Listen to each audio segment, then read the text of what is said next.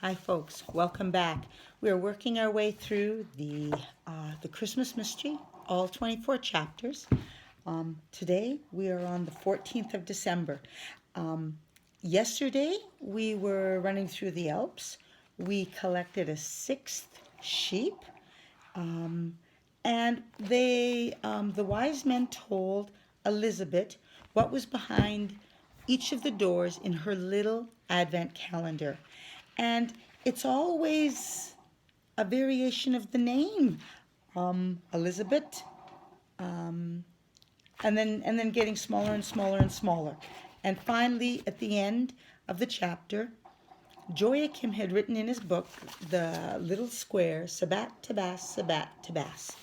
And now today we have these, obviously the two wise men. Perhaps we're getting a third. I don't know. Let's read and find out. Even before the child's forefinger had time to unfold. So maybe we're reading about a little one today. The next day, Joachim woke up before Mama and Papa. He sat up in bed. Only 10 days left till Christmas Eve. What was going to happen to Elizabeth, the angel Ethereal, and all the others who were going to Bethlehem? Before he managed to open the Advent calendar, Mama and Papa were in his room. "Let's get going," said Papa. Under his arm, he had two large atlases. And I've always wanted to do this, but never have. Do this trip on atlases. Joachim opened the door with the number 14 on it. The folded piece of paper fell down into the bed, and they saw a picture of a raft with people, animals, and angels on it. Oh, that's not the picture that we're seeing. We're seeing these two wise men. They're seeing a different picture. They saw a picture of a raft with people, animals, and angels on it. They sat on the edge of the bed. That day it was Joachim's turn to read. Isaac. Towards the end of the 9th century, a strange raft was sailing on the river Po in the direction of the Adriatic Sea to the east. The country they were sailing through was called Lombardy. On the raft stood a small flock of sheep, bleating crossly because they were not allowed to drink the river water. The smallest sheep was scuttling to and fro so that the little bell hanging around its woolly neck was tinkling. Two wise men were pointing at objects around them and saying wise words about the beautiful country they were sailing through. After a long discussion about the blessings of oranges and dates, they agreed that God could not have created a better world, at least not in 6 days. At the back of the raft stood a man in Roman clothes, steering with a long oar. Such clothes had not been long out of fashion. He was talking to a small girl who was holding a piece of cardboard in her hands. On one side was written, "To Bethlehem." On the other was a picture of a young woman with long fair hair. Most conspicuous were two angels standing forwards on the raft, beating their wings to stop the boat drifting towards the riverbank. This was long before riverboats were equipped with propellers. Now and again the cherub Imperial turned to the others and praised the beauty of the landscape they were sailing through. "Wonderful!" he called out. "Nothing but glory and joy. It's just like on the 5th day when God saw everything he had made, and behold, it was very good." Once or twice somebody on the shore noticed them, but the raft was revealed for only a brief second. That's because it was just sailing down the valley of the Po. It was sailing down through history too, crossing the tidal wave of the age. When a little child stood on the bank of the river and pointed at the strange raft, it disappeared even before the child's forefinger had time to unfold. So perhaps it was only a reflection. They passed old Roman bridges and buildings, theaters, temples, and aqueducts. The angel Ethereal pointed out all the churches. I was often in this area as a young man, Quirinius told them, as he stared down at the long oar in the water. But that was a very long time ago. Or the opposite, of course. I mean, it's still a good while before we get there. Dixie. Elizabeth realized that he was talking about the Roman period when there were Roman soldiers nearly everywhere in the world. What did it look like here then? She asked. The Roman theaters are still standing, the orange trees as well, and the red poppies along the riverbank. But nobody had heard about Jesus. That's new. What's new are all the churches and monasteries, priests and monks. Dixie, Dixie.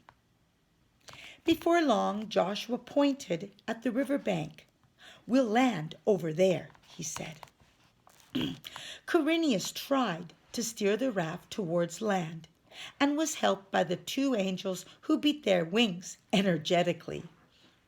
While Joshua the shepherd drew the raft up to a tree with his crook, the angel Ethereal and a few warning words, the angel Ethereal said a few warning words to the cherub. If we meet any people, you must be sure to remember to say, "Fear not," in a gentle angel voice, so that they will not be afraid. We're only visiting, so it's important that we behave properly. All the pilgrims alighted from the raft, those on 2 legs, those on 4 legs, and those with wings on their shoulders. They passed a country church and turned uphill through the countryside.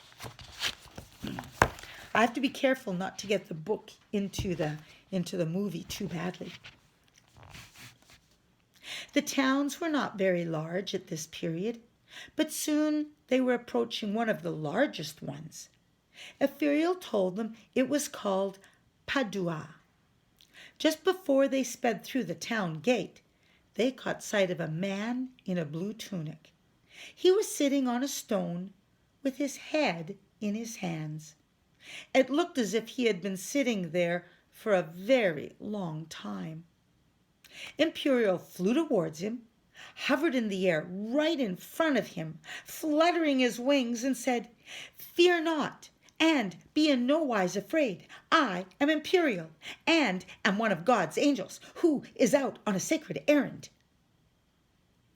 It looked as if the cherub's words had an effect, for the man did not throw himself to the ground and did not hide his head. He said neither Alleluia or Gloria Dei. He simply got to his feet and walked towards them. "Ah, then he is one of us," said Ethereal. The man offered his hand to Elizabeth. "I am Isaac the shepherd, and I am going the same way as you." That made it much easier to guide the 6 sheep through Padua. Altogether, there were 15 of them now, going at such a speed that the few people who were out in the streets didn't have much time to look at them before they vanished. The pilgrims only just managed to see the inhabitants of the town too. When they glimpsed an early riser, the man or woman disappeared in the next instant, perhaps to be replaced by a different man or woman. Elizabeth thought they were in the town for only half a minute, but in fact, the strange pilgrimage haunted the streets for 7 or 8 long years. For that half minute consisted of 30 brief seconds. And those 30 brief seconds were divided between all those 7 or 8 years. Ancient accounts tell us that there was never so much talk of angels as during those magic years from 804 to 811. Now and then someone or other thought they had seen something strange in the streets. Could it have been a procession of angels who had swept through the town? Outside the town walls, they stopped in front of a small monastery. "Strange to see a Roman town again," said Quirinius. "I wonder who's the emperor now." Ethereal looked at his angel watch. It's exactly 800 years after Christ. On Christmas Day this year, Charles the Great will be crowned Emperor of Rome. "Then we'll soon be standing on a new century," said Joshua. He struck his shepherd's crook against the monastery wall. "To Bethlehem! To Bethlehem!" Papa opened the atlas, pointed out the river Po, and found the town of Padua. Then he turned the pages backwards and forwards and tried to trace with his finger the long distance the pilgrims had run. "Here's Halden," he began. Then they came down to the big lake in Sweden. That must be Vanurn. From there they hurried south through Sweden to Kunglav, Gothenburg, Halmstad, and Lund. They raced across Skjagland and visited Copenhagen. Yes, I can find it all. They arrived in Finn and sprang through Odense. They were ferried across the strip of water called the Little Belt to Jutland. There they passed the towns of Kolding and Flensburg. "They traveled backwards in history as well," said Mamma, but Papa merely went on following the path they had run with his finger on the map. "Here's Hamburg." Then Elizabeth was left lying in the market in Hanover. "Yes, here. And here's Hanover, the town that had broken its solemn promise to the rat catcher." "You broke a solemn promise too," interrupted Joachim. "You opened my secret box." Papa continued. "Further south is Paderborn.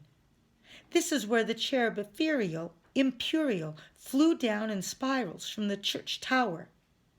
From there they ran to Cologne and continued up the valley of the Rhine. And the angel Imperial was quite right. It's wonderfully beautiful there." "That was during the 13th century," said Mamma. "Oh, but wait," said Papa. "I want to follow the whole route." In Mainz they met Balthasar. Then it was Worms and Basel. Today Basel is in Switzerland. "But Elizabeth was there in the 12th century," said Mamma. Papa went on searching with his finger. "Here's Lake Biel and Lake Geneva. I found the little place called Martigny. This is a good map. Through the St. Bernard Pass, yes. Today there are tunnels all over the place. Down the valley to Lombardy and the valley of the Po." "Bravo," said Mamma. "But they're traveling down through history as well. I told you. I think that journey is an even stranger one to think about." "But that's only something he's invented," said Papa. "Look up from his map." I think it's quite true, though, said Joachim. Yes, who knows, said Mamma. Papa only shook his head. Now I wonder which route they're going to take. Goodness, it's 8 o'clock, exclaimed Mamma. There was a bit of squabbling because they were so short of time. Joachim thought there was nothing worse. As he ran to school, many strange names were buzzing in his head. Now he had seen all those places on a map as well. At school, they had started to rehearse a nativity play. Joachim's class would be putting it on in the gym on the last school day before Christmas. Joachim was going to be the second shepherd. Oh, really cool. Can you imagine being one of the characters in a magic advent calendar that you are reading at home and then to be chosen as one of those characters in your school play? Oh, that would be so cool. So very, very cool. And that ended the reading for today, because tomorrow is the 15th of December. And I'm going to let you go with that, and we will have to wait until tomorrow to get the rest of it. All right? Bye, Trinity friends. See you then.